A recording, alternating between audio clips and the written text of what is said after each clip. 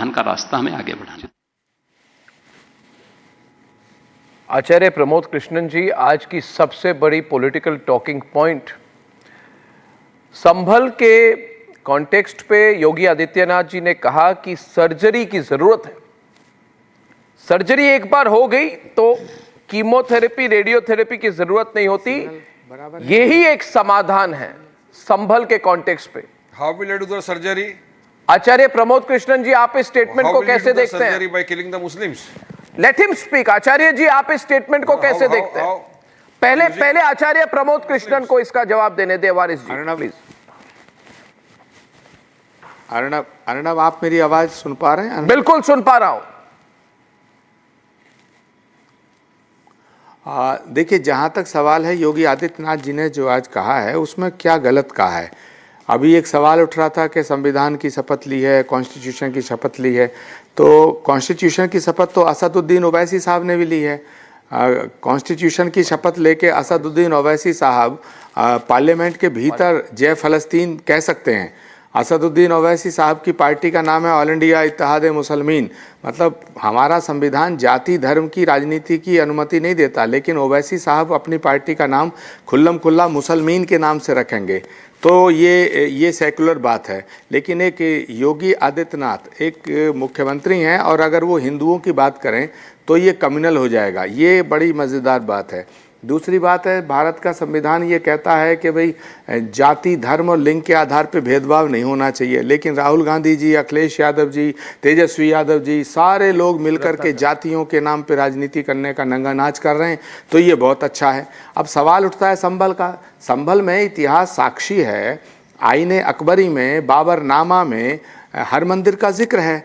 तो ये कोई योगी आदित्यनाथ जी ने अपनी तरफ से तो कह नहीं दिया, ये तो इतिहास के अंदर दर्ज है। पौराणिक इतिहास और हमारा एंशिएंट हिस्ट्री, मेडिवल हिस्ट्री और मॉडर्न हिस्ट्री, तीन तरह का इतिहास हमारे पास है। एक पौराणिक इतिहास है। पौराणिक मान्यताओं और पौराणिक इतिहास के आधार पर श्रीमद् भागवत कहती है कि संभल ग्राम मुखस्य ब्राह्मणस्य महात्मना भवने विष्णु यशस्य कल की प्रादुर्भविष्यति। संभल नामक ग्राम में विष्णु यश नाम के ब्राह्मण के घर में भगवान श्री हरि विष्णु का 10वां और अंतिम अवतार लेगा। तो जहाँ भगवान का अवतार होगा, जिस धरती पे भगवान का अवतार होगा, वो अवतार से पहले श्री कल्की धाम की स्थापना भारत के यशस्वी प्रधानमंत्री आदरणीय नरेंद्र मोदी जी ने 19 फरवरी 2024 को आकर की।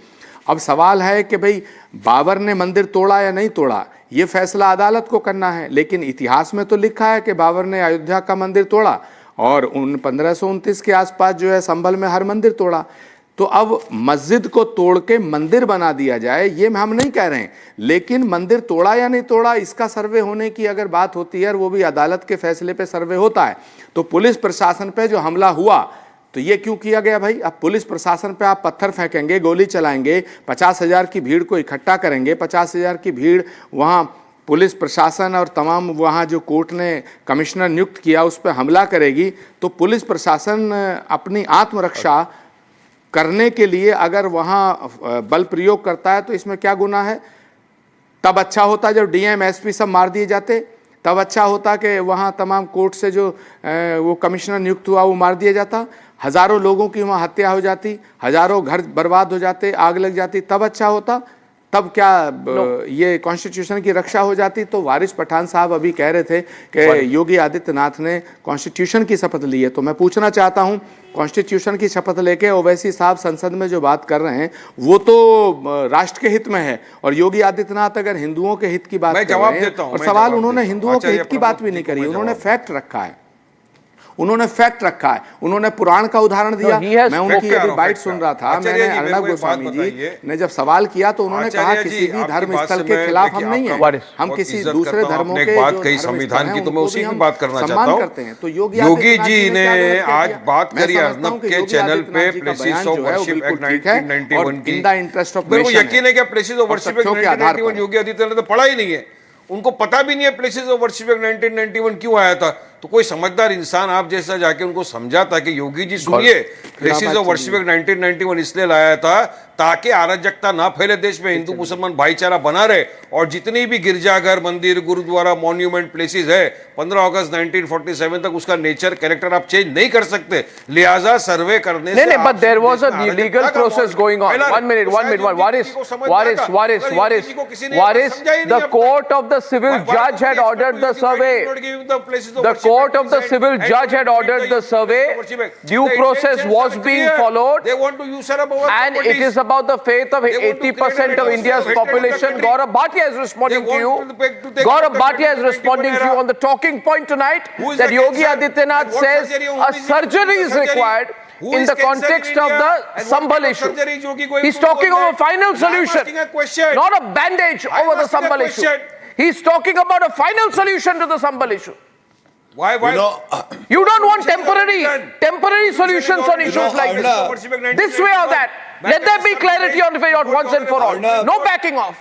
The matter is sub judice before the Honorable Supreme Court. The Supreme Gaurav, Court will decide whatever. And then I'm going to third clip. Why to create an atmosphere of hatred? Why to take back the country to 1991 Varis, now era? you can hear me out. Why does he say cancer? The strong cancer? and what very surgery is he going to do erudite or- words No, I want to ask a question. of You are the Yogi President Adityanath Yogi. ji I am asking a has question. disturbed Who is the people cancer and what who have surgery is going to always do on believed it? Louder for in Gaurav. violence What kind of surgery will in they kill playing on the victim Muslims? card. Will they commit genocide on the Arnab, Muslims? They have not talked of genocide. He's spoken of surgery. Surgery is a medical process that requires intervention and leads to a long-lasting solution. What about Leads to cancer? a long-lasting solution. A surgery is required when the wounds become deep. A surgery is required when the wounds become infected. A surgery is required when the wounds become gangrenous. When the wounds can hurt the soul of the nation and the body of the nation, then a surgery is required. I think that is the surgery he's speaking about. उसको बोल रहे हैं cancer. This word surgery, Acharya Pramod ke what Gaurav should be allowed to complete, then Acharya Pramod should come again. On the comment tonight of Yogi Adityanath, that a surgery is required in the context of Sambhal. Gaurav, you have to respond quickly. Acharya ji coming to you. please ask Ratnakar, him sorry to to be keep you quiet. waiting. He can't be laughing like this. What is, stop getting worked up. These are the statements of Yogi Adityanath. Cancer. I am asking. What are you asking? Arnab, Gaurav is intervening. he Gaurav, has come to on. listen Gaurav and to Ratnakar. Ask him cancer कौन है? He is किस so तरह की आप disturbed. surgery करेंगे? Why did you not ask him? That is why I say you are. Okay. Arnab, may I make my point? Please go on.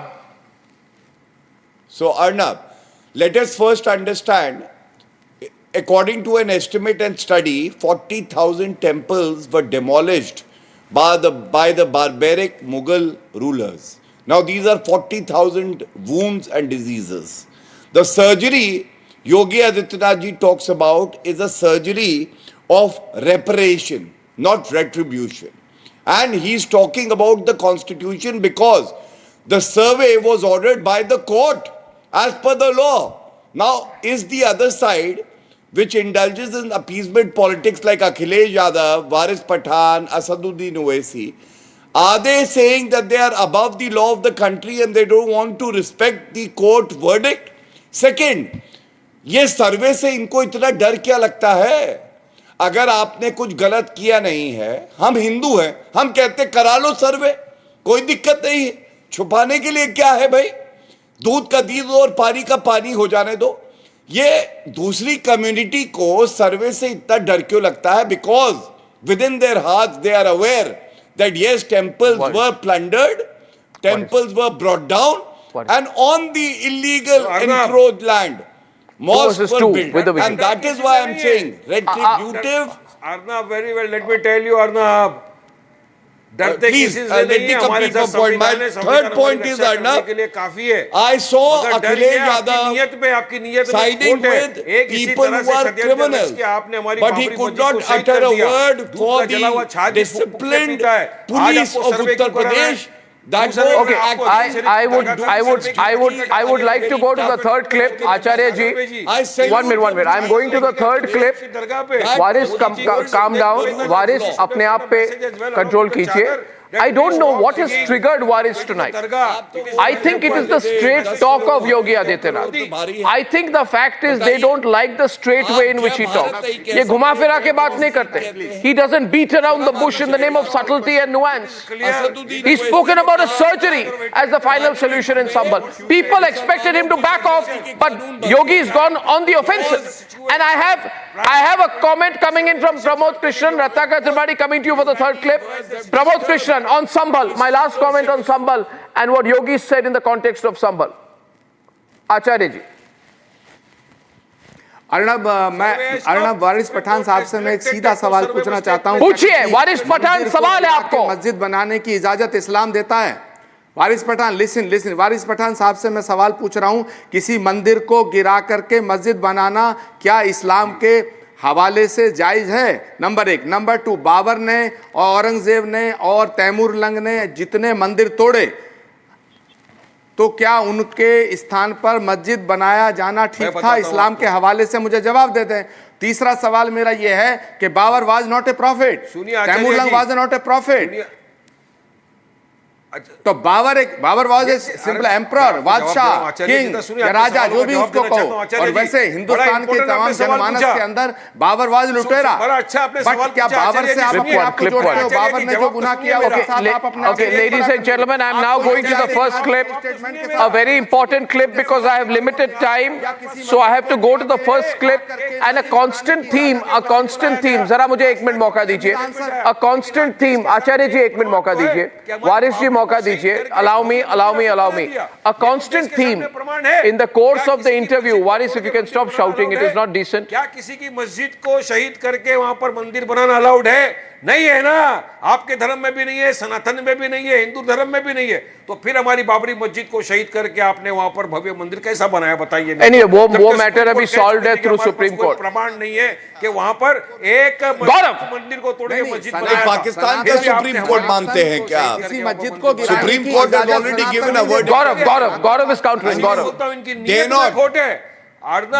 You dare not disrespect the verdict of the Supreme Court on the Ram Mandir issue. The Honorable Supreme Court gave a unanimous verdict, and it was clear that it is as per the Supreme Court order that a magnificent temple has Okay, been now built with your there. permission, I am going. Either you say you do not believe in the Constitution of India. Gaurav and Waris, with your permission, I am going to a very important clip.